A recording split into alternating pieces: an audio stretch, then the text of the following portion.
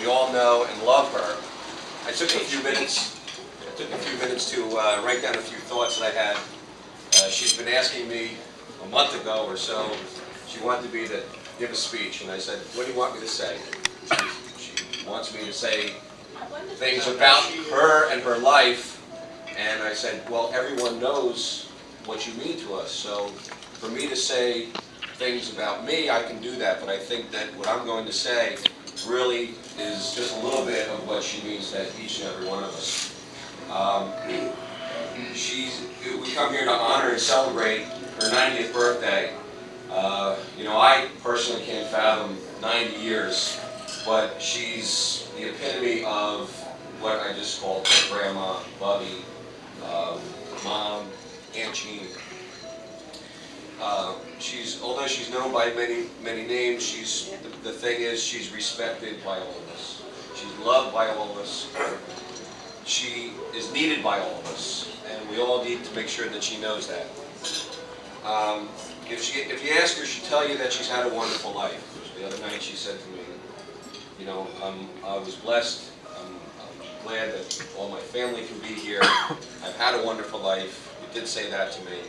And I think that when you talk about having a wonderful life, it's one of those things where every time something happens in her life, she wants nothing but the best for all of us. And that makes us all feel special, no matter whether it's a good thing or a bad thing. She wants to be there for us. She wants to help us. She wants to know that she loves us, and we all know that she loves us. As far as to me and my brothers and sister, being a grandmother, I just want to give you a few of those little things that has made her special to us, to me and to them. She's the warmth and the love that she gave us. I can remember since I was a very little boy. She would come to visit from Brooklyn when we lived in Oakhurst, 450 Redmond Avenue. She'd come through the train, long way from Brooklyn, and she would say, come to us and be there as if she was there all the time, as if she wasn't, living in Brooklyn. She always made us feel like there was somebody always there looking after us.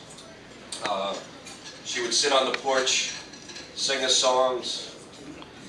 She would play games with us. We'd be jumping off the porch, playing Fly Away Chickadee.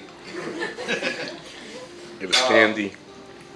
She always knew how to keep us, I guess, in line. When we were acting up, she always invented a way to keep us, together and keep us quiet. For instance, we'd be driving in a car and she'd play the quiet game, and the quiet game would simply be, she'd press the button on the car door, the lock on the door, and as soon as that, we had to zip our mouths shut. And that whoever didn't talk, My mother would go got the berserk. piece of candy. Well, of course you wanted the candy. What would Grandma be without, bribing you with the candy? Schendel. But she did a very good job of that. And she inevitably, I don't know if we ever lasted more than about 10 seconds, because one of us would break out laughing because we couldn't not talk. And she always knew it, so no matter who it was that talked or laughed, got the candy anyway. But it was a great thing. She also would give us, little things of bribing us with candy, also bribing us with dessert. If we sat at the dinner table and we didn't finish everything on our plate, the Clean Plate Club, I know Alan mentioned that the other night, that was the big thing, as little kids, the Clean Plate Club. And the big dessert was Seal Test ice milk, right? Ice milk. Wasn't that the big Skim thing that we got? Yeah. Ice milk. Ice milk. My kids don't know from ice milk, they know from ice cream, but Haagen-Dazs. they understand the concept. You get the dessert, you finish your dinner. No, that's right. That's right. She did that and made us, all feel like that we were part of something. And the term family, comes from the love, and that's what she gave us. I'm sure that each of you have some something that you remember, and whether it was a moment or something that she did or some part of your life that she touched. And I would say to you all, take a few minutes, whether it's here in front of everyone else, and if you're not comfortable doing that, just tell her, you know, one-on-one, you know, what it is. Make her understand what that special thing was that she did for you or you did for her, and the bond that you have. That would be the best, I think, the best present that you could give to her. She also, you know, all the joy, she also had regrets. And one of the regrets she said to me the other night that she never learned how to drive. Well, It's not too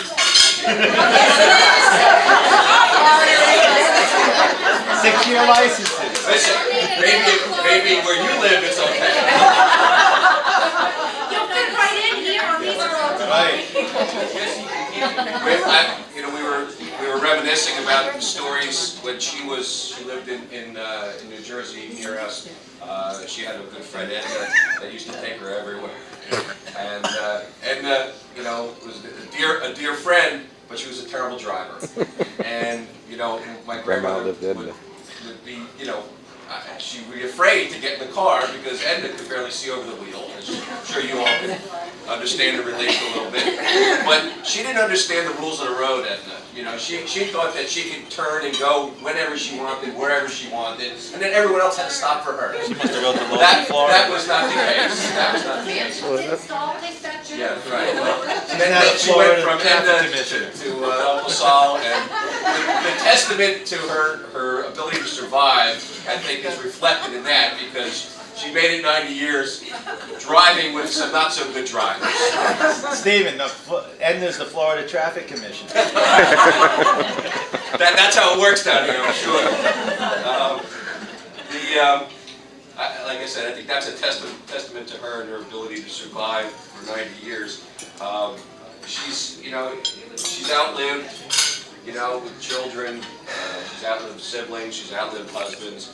But they're all looking down and blessing you. They're happy for you. They want you to go on and carry on this wonderful tradition. Okay? You are the most admired and special person that we all know. You truly deserve the title as Bubbie. You are the matriarch of this wonderful family. We all love you deeply, and you know that. I think you do. And I think if you look around, you'll see the faces of all these people who love you. And I think that you know, the fact that everyone's here is a testimonial to you. And they're not here for me, they're not here for anyone else, they're here for you. Are you gonna give them candy? God bless you.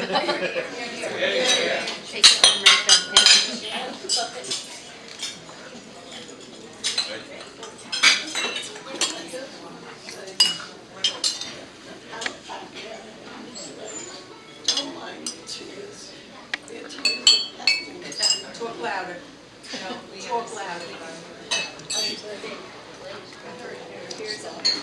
They didn't hear you. She just wants to say that how happy she is that everybody's here today. To see all my cousins and friends and nieces and nephews and Grandchildren. Lots of grandchildren and great-grandchildren. grandchildren.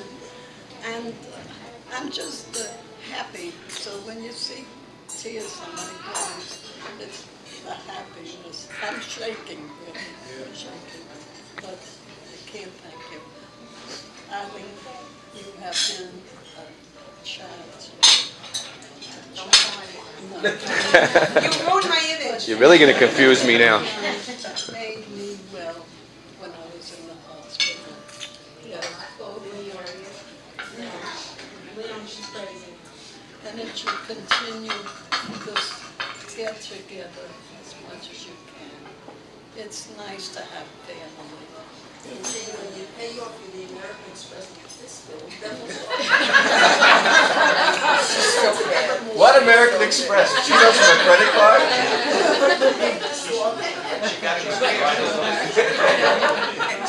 I just want to say one thing about this speech.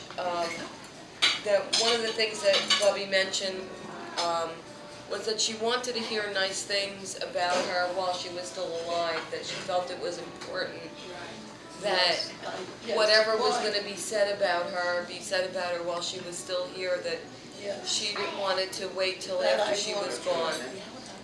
And these are words that I think she always knew, and how we very much love her, and the chickadee, and the measle and mazzle, and the 5-minute game, or the quiet game, as Stephen said, and Stale candy. all the babysitting and poly seeds, and all the little specials sitting on your lap and killing you with how big we were, and that's what a Bubbie was and is. And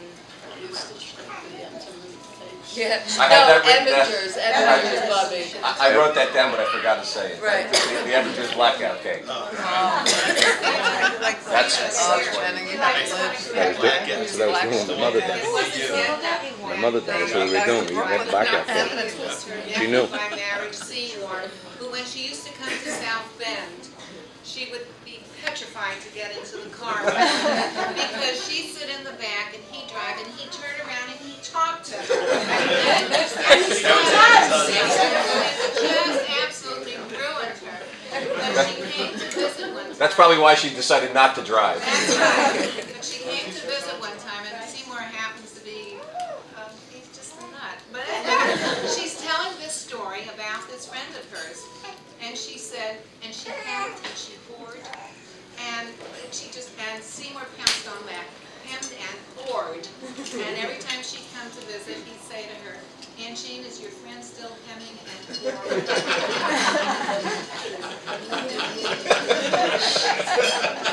There's so many stories. That's like, You are right. That's how Aunt Jean always used to introduce me. She would say, and now Bubbie will sing. I'm not going to sing. Oh, please. Dayenu. Chad Gadya. Chad Gadya. How many times have you heard us sing? Have you ever asked me? And now Rosie. I'm kind of in between both worlds because age-wise, I'm young, like the young cousins, and I don't know, what is that? And you're old for the grandchildren. No, I'm too old for the grandchildren, but I am a cousin actually, and if you're confused, Richie will explain my relationship. Absolutely.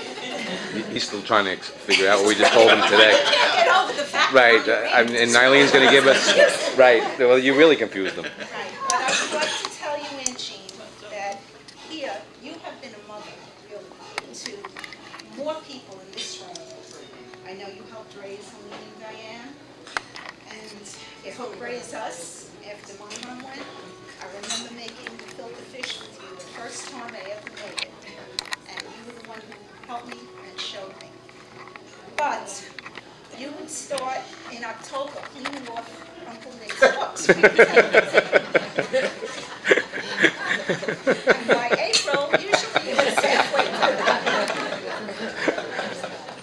But you are the reason, those dinners and the Thanksgiving dinners at my mother's house, when we all got together, that everyone is here and friendly and communicating. And I saw it last night at Gabby's house, where all the cousins here were hanging out and playing together. They don't even realize they're cousins, they're having a good time. And we've continued the tradition at Passover. Alan and Stephen come over with their children, and it's a wonderful thing you do. All these people are here having a great time because they love you. They love you very much. And you've made them be a family. You have made all of these people part of the same family. And we love you.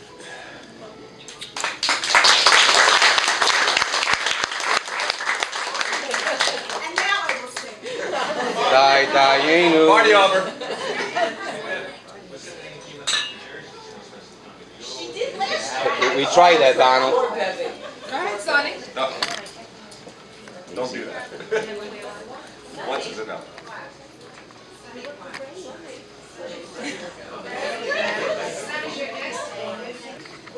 This is my Tante Schendel. This is not Aunt Jean, this is Tante Schendel. to say anymore. Does anybody remember what Angie used to say? Yeah, those stale pins. How about those? Well, I can Brought back attest. the cigarettes for the last No, it was 6 pins. months. Helene. I remember very clearly, and I think you do too, when I used to go into Brooklyn with the kids, and the kids would come over to your house. We were not that far away, right? Right? And we walk into the house, and the house smelled so good, and she's cooking. And I says, Jean, what are you making? That's London for Pilot for the dog.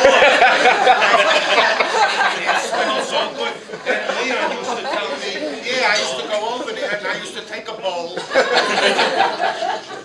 That's what we remember.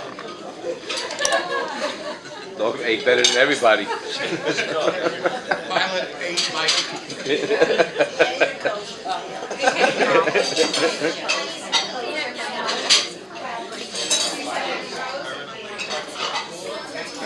She's so little you can't see that Wait, I have to adjust my tripod. I just wanted to say that since our dad married, he has just brought so much more love into our whole family, just by her beingness, just like me and she's, my friends call her Auntie Mom. And when I think back, Debbie mentioned Passover dinners, that will stay in my head forever. And I thank you for bringing the people in our lives, like the love that Uncle Nick gave us, just unconditional love to us little girls, and Benji and Tina. And I thank you for marrying our dad. Our dad said to me, after he told us that he was going to marry Benji, that he didn't want to marry anyone he didn't know for 50 years. What? He chose Angie. And he said the reason why he chose her, the night he decided, was after my mom died, she came down on the weekend. No, I don't know what you're referring to. You can have the podium after. She was on the patio sewing his mending, doing mending. And he said he looked out and he said, this is so wonderful, this is what I want. He wanted that homeness, the love, the caring. And they did it, and for 13 years they had a wonderful marriage. I thank you for that. And it was the only way we could say that she was our We had two good husbands. That's a blessing. Move it to them. Yes. I know that when I told Helene that we were going to get married, she says, what would I call you? Auntie Nancy. No, we wanted to know, I had said to you the day we got married, where you staying that night? So I said, we're going to Boston. And it wasn't easy too. Right, we're staying with you. That's not nice. None of us do that. They were all very dear to me, very dear, and I'm so happy that I see all the cousins and the nephews and the nieces and all the friends. This is my heart. We love you.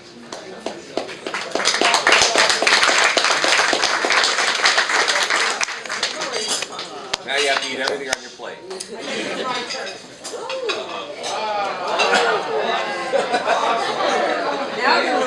As we were growing up.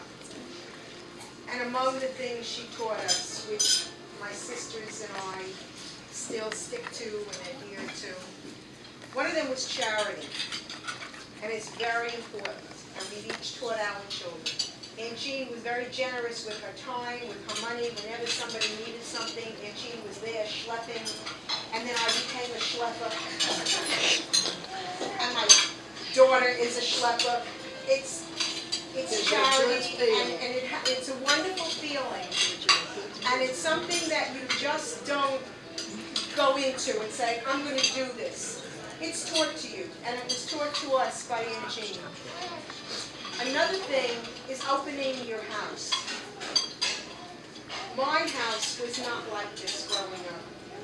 But I remember Freddie coming in and calling and saying, Aunt Jean, can I come and stay? I'm in town. And of course, he was always at Aunt Jean's house.